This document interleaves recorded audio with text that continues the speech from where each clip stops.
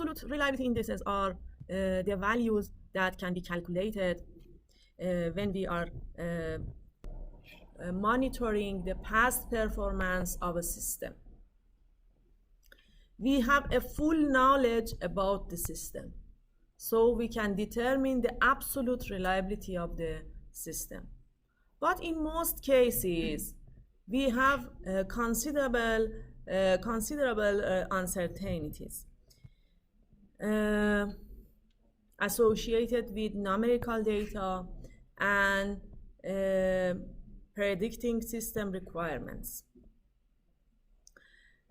Also, the models are not usually accurate, and they cannot represent system behavior, and we are approximating them.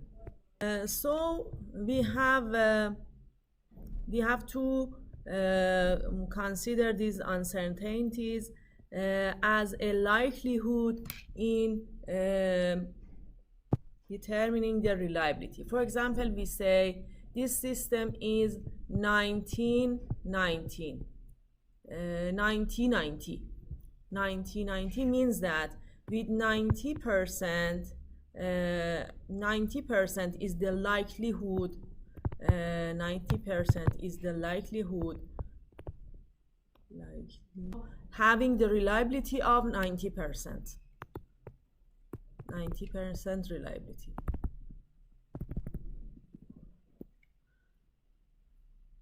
So we are not sure about 90% reliability. We say with the likelihood of 90%, we have the reliability of 90%, or 95. With likelihood of 90%, we have the reliability of 95%. Reliability evaluation techniques. A reliability index, or some cases indices, can be determined using the probability theory. A single all-purpose reliability formula or technique does not exist. All our methods or approaches depend upon the problem nature and the assumptions utilized.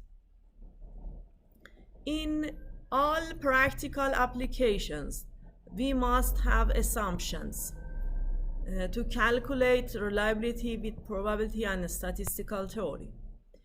The validity of the reliability analysis of the system is directly related to the validity of the model used to represent the system.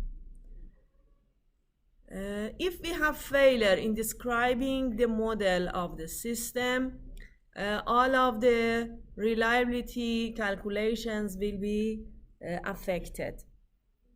We should not oversimplify a problem. When evaluating reliability of the system, it is necessary to have a complete understanding of the engineering implications of the system. No amount of probability theory can circumvent this important engineering function.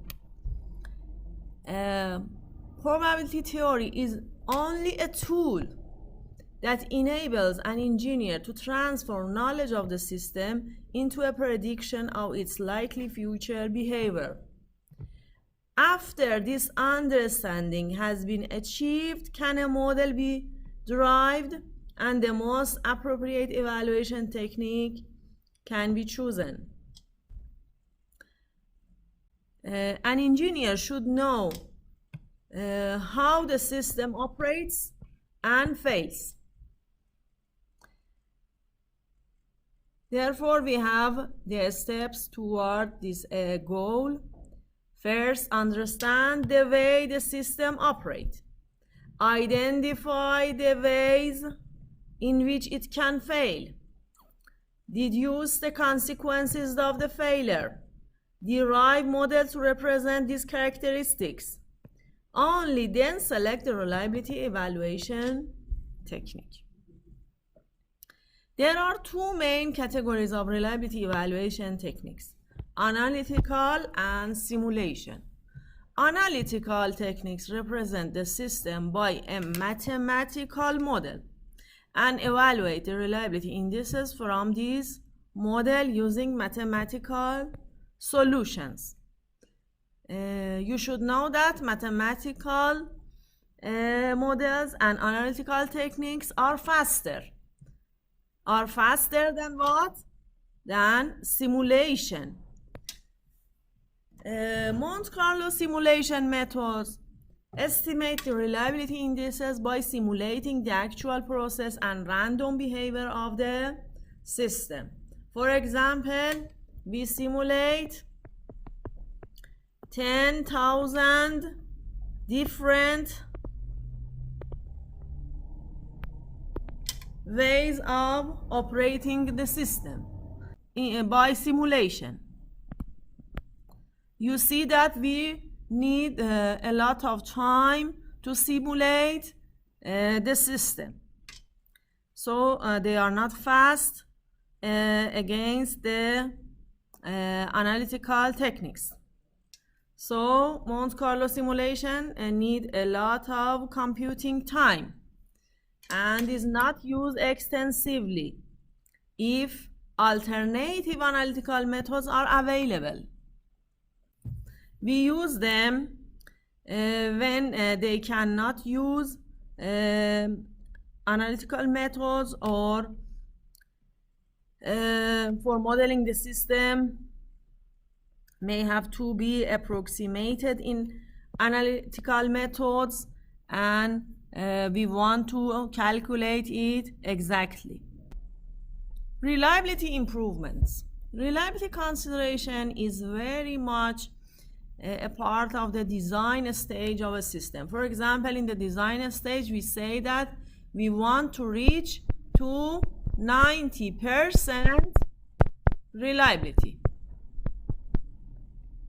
This is a specification of the system which should be considered by the design team. It is beneficial to consider the main ways that the reliability of a system can be modified. Two main ways that we can improve reliability by them are quality, first quality, and second is redundancy. By quality, we improve every single component of the system in the quality.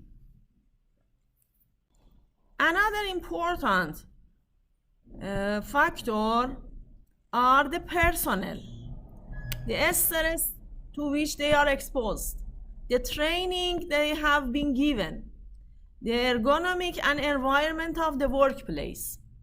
Human factors play a very important role in the reliability of the product and systems, but they are very difficult to quantify objectively. A considerable amount of research and development is taking place in the area of human factors in reliability, and the output of this research emphasis on guidelines relating to good practice.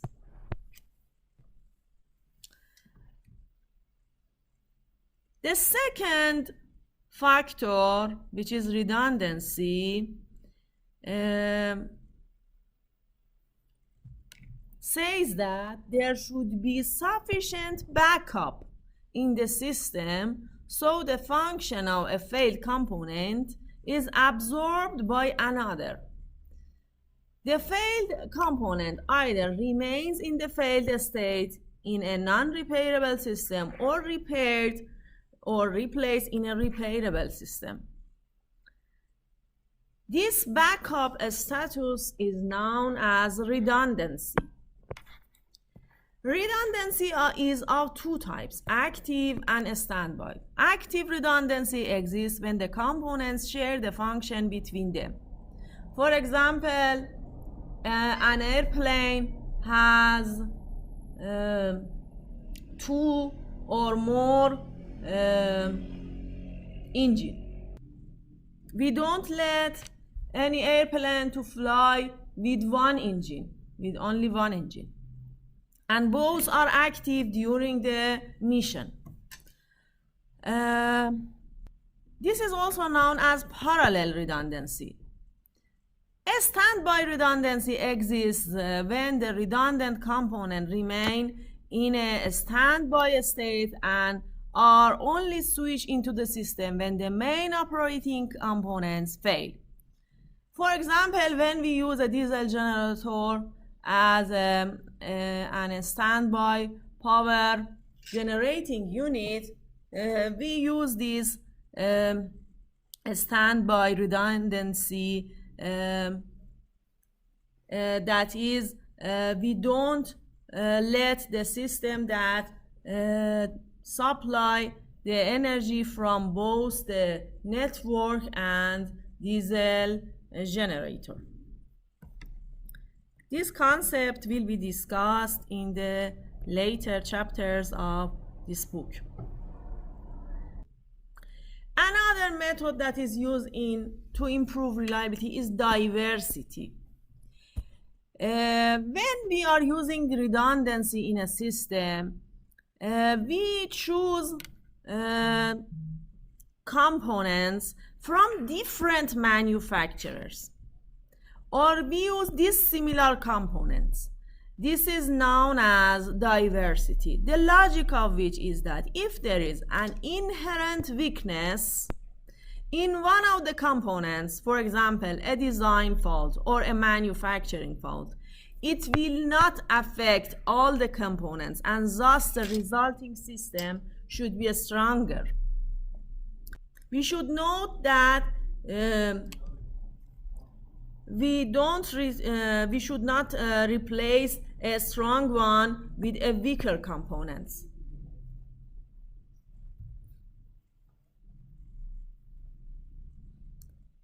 Additional methods for improving the reliability of a system include stocking spares and performing preventive maintenance. Having spares available is similar to concept to a standby redundancy. When we have a failed component, we will replace the component with our stock spares. The downtime is therefore much longer, but the system configuration is usually simpler.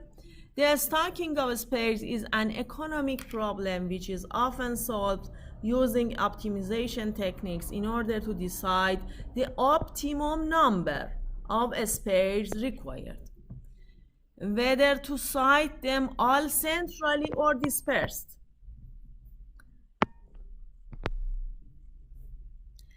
These considerations must take into account the cost, likelihood of operating components failing, and the shelf life of the spares.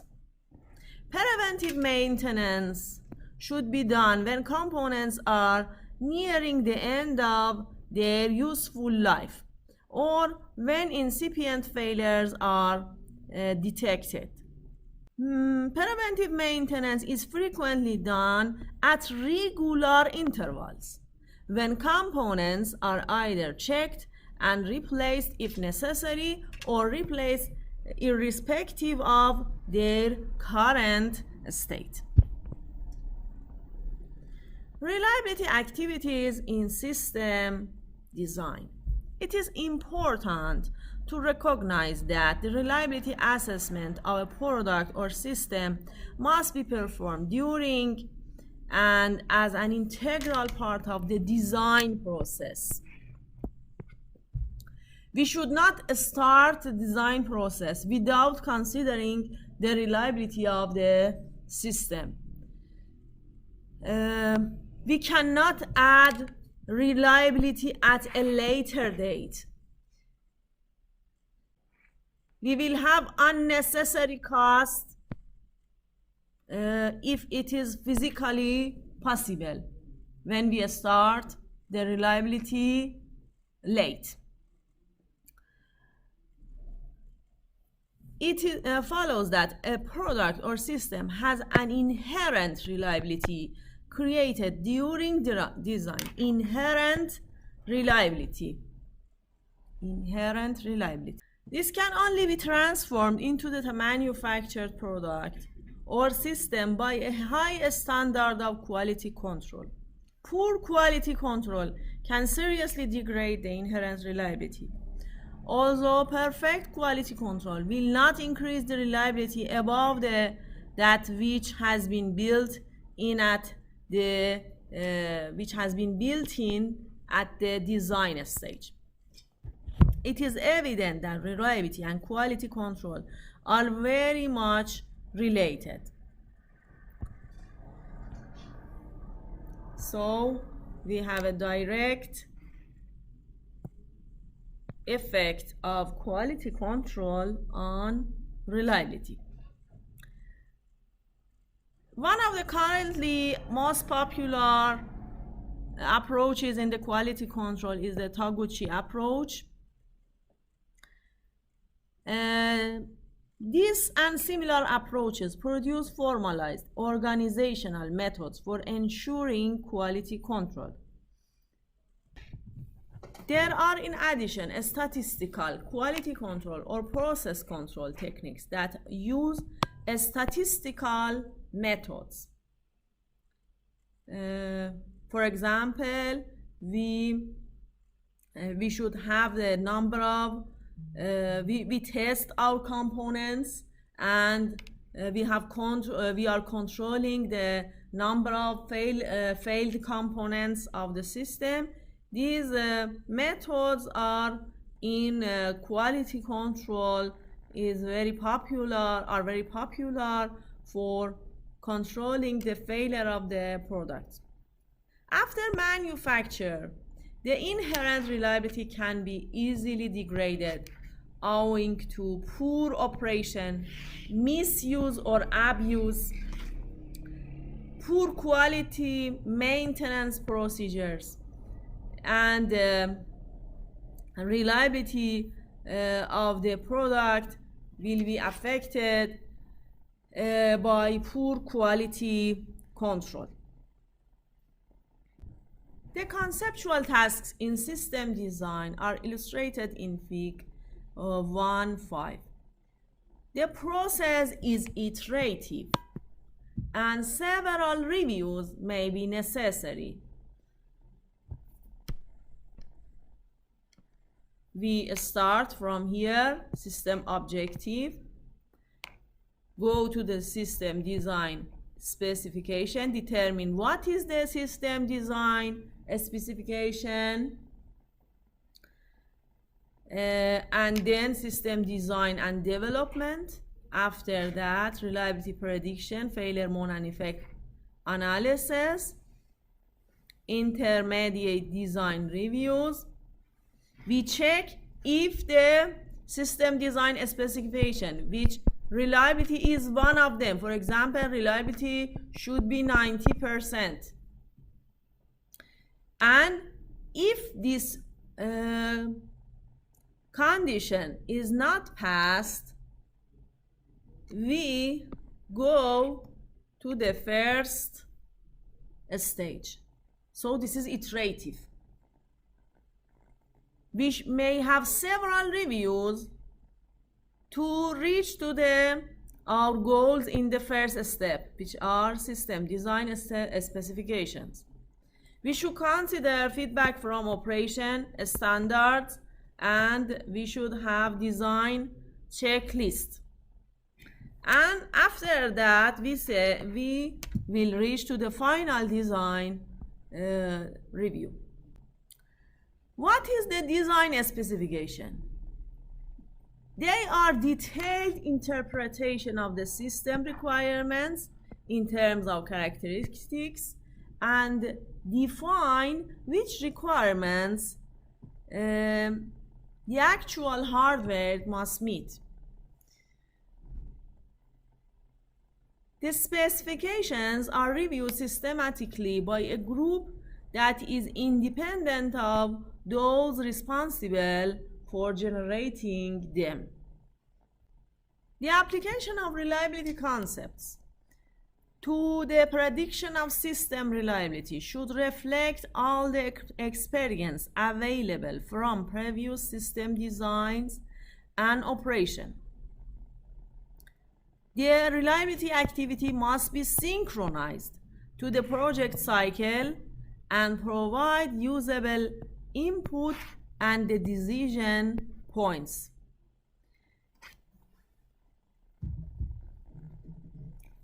The reliability personnel must be up to date with their function in order to provide the necessary information.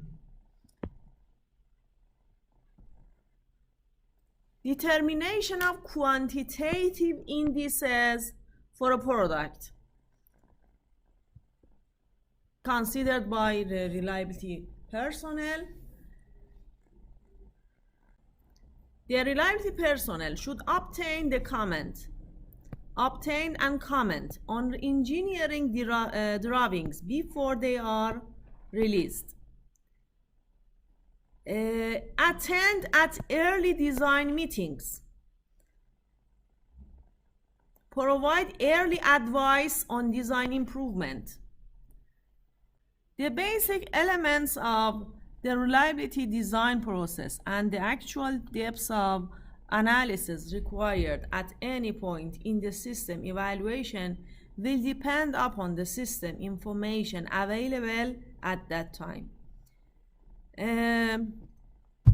Some of the activities will only be done at the advanced stage of the project. The reliability activities are identify weak design areas, compare alternative configurations, which configuration is the best for having the best reliability, compare conceptual design approaches considering the reliability, assist in partitioning corrective design effort, identify areas requiring redundancy. For example, if we have some parts that are weak and we cannot do strengths and we cannot increase their strengths, we should use redundancy. Determine the need for additional test information. Determine the reliability goals within the system and plan a design capable of meeting this requirement. Plan the requirements of the test program for that will lead to a test plan which may be derived from a standard. Estimate need for redundancy, a standby system, and spare components. Identify potential problem areas and guide design trade-offs. The reliability activity should also be concerned with maintainability of the system. Maintainability analysis is used to translate the maintenance requirements of the units and its associated subsystem into a specific design criteria. This may involve analysis of the total system configuration in regard to redundancy, a spare part, or layout modification for easier accessibility. Reliability economics. Cost and economics play a major role in the application of reliability and its attainment. The question is, where or on what should the next dollar be invested in the system to achieve the maximum reliability benefit? This can be an extremely difficult question to answer but it is a vital one and can only be attempted if consistent quantitative reliability indices are evaluated for each of the alternatives. Reliability and economics play a major integrated role in the decision-making process. We have a figure here, incremental cost of reliability. In this figure, we will see that we will reach to a point that if we add the cost, we cannot gain much reliability from this cost. This is the point that is the optimum reliability of the system. Incremental cost of reliability, delta C to delta R, delta C, is a way of deciding whether an investment in the system is worth or not. We should compare the reliability cost, the investment cost needed to achieve a certain level of reliability. You know that reliability have cost, quality have cost. How much is the cost that is optimum for this product? It depends to the society. What is the acceptable level of reliability of a product in a specified society? Providing level of reliability should be related to worth or benefit to user or society of having that level of reliability. The basic concept of reliability cost to the reliability worth evaluation.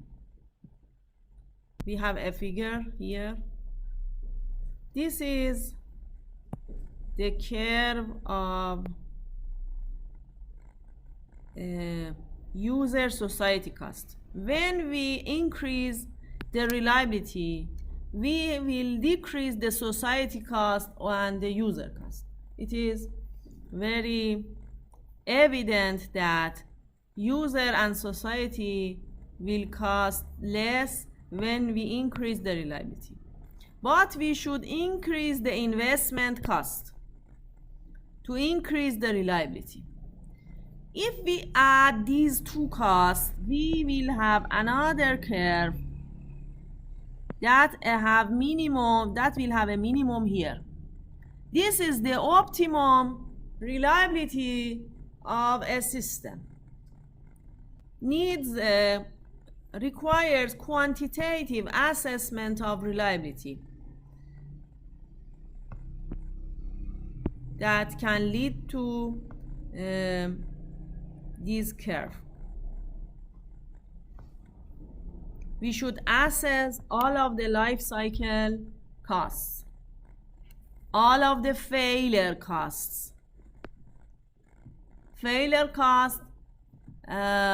the cost that the user or society will pay for that. Investment costs are the costs that manufacturer will pay for it. Reliability data.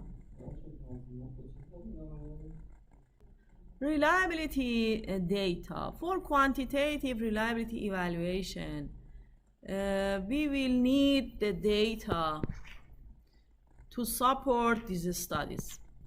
Valid and useful data are expensive to collect, but it should be recognized in the long run that it will be even more expensive not to collect data. What data we need? What is the reliability data that we need? It depends to the reliability methodology. Some organizations do not collect data because they have not fully determined a suitable reliability methodology, or the manager of that organization don't believe in reliability. Conversely, they do not conduct reliability studies because they do not have any data. Data collection and reliability evaluation must evolve together. The process is iterative. For example, we collect data, we calculate the reliability, and we see that the reliability is low, and we perform some actions to improve the reliability, then again collect data and calculate the reliability, and we will see that if the problem is solved or not. Data can be established in one of two ways: from experimental testing and from operational field data. Experimental testing means that we test a component in our factory before we send it to our customer. Operational field data means that we gather the information from our customers. Experimental testing are important because they are gathered before we use the component in a real system.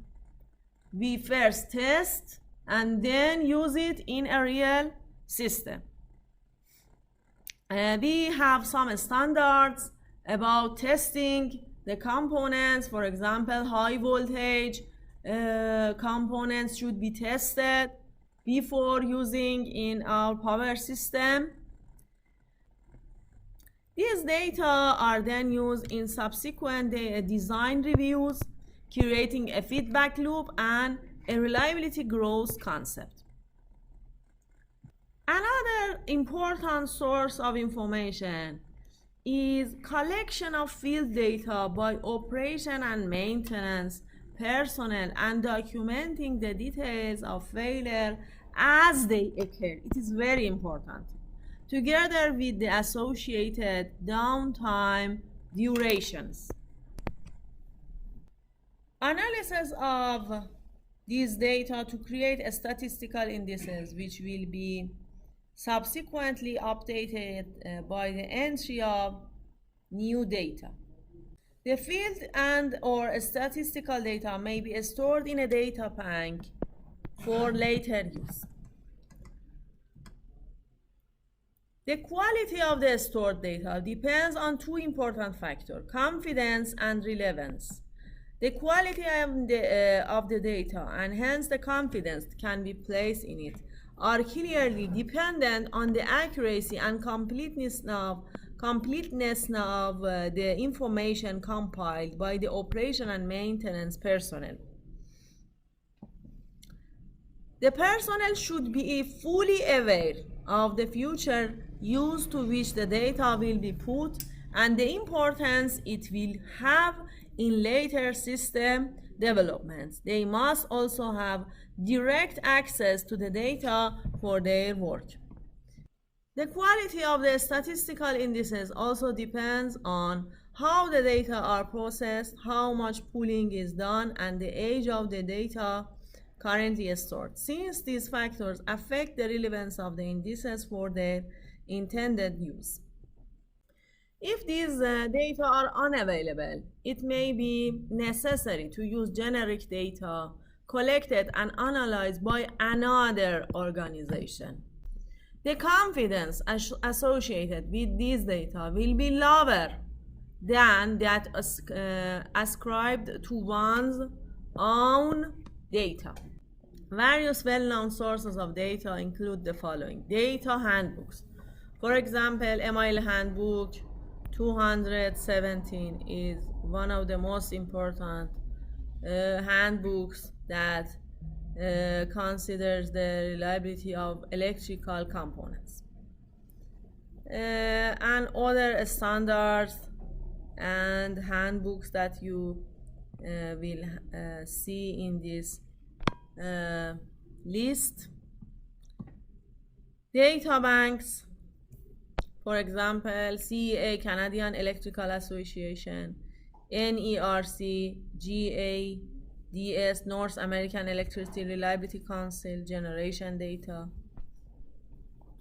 Reliability monitoring and growth. Monitoring the reliability of an operational system and collecting the appropriate data has several specific benefits, including the assessment of past performance and using the data for future predictions, as discussed in previous sections. An important interrelated benefit is that associated with the learning experience, in which feedback of data from the operational phase to the design phase enables cost-effective design improvements to be made to the system or product.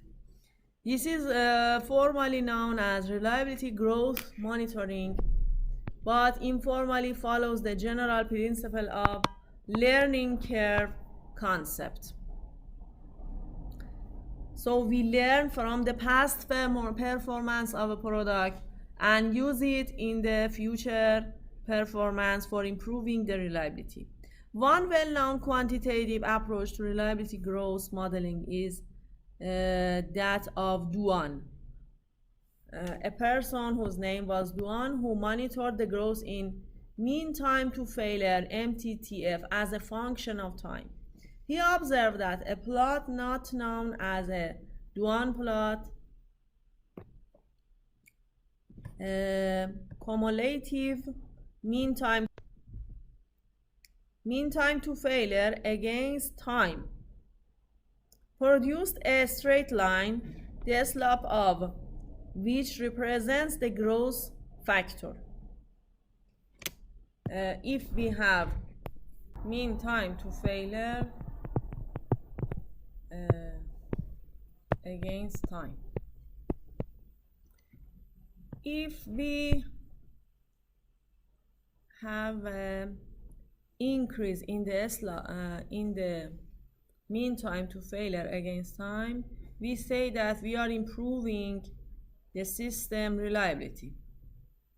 The mean time to failure increases, we will have more time for reaching to a failure point, and this is because the lambda is the inverse of the lambda is mean time to failure of a system, and lambda is the failure rate of the system. So increasing the mean time to failure against time means that the reliability is in growth. Quantitative assessment of reliability growth is clearly an important aspect in system design. Learning from field experience in order to make modification to system design and improve system reliability.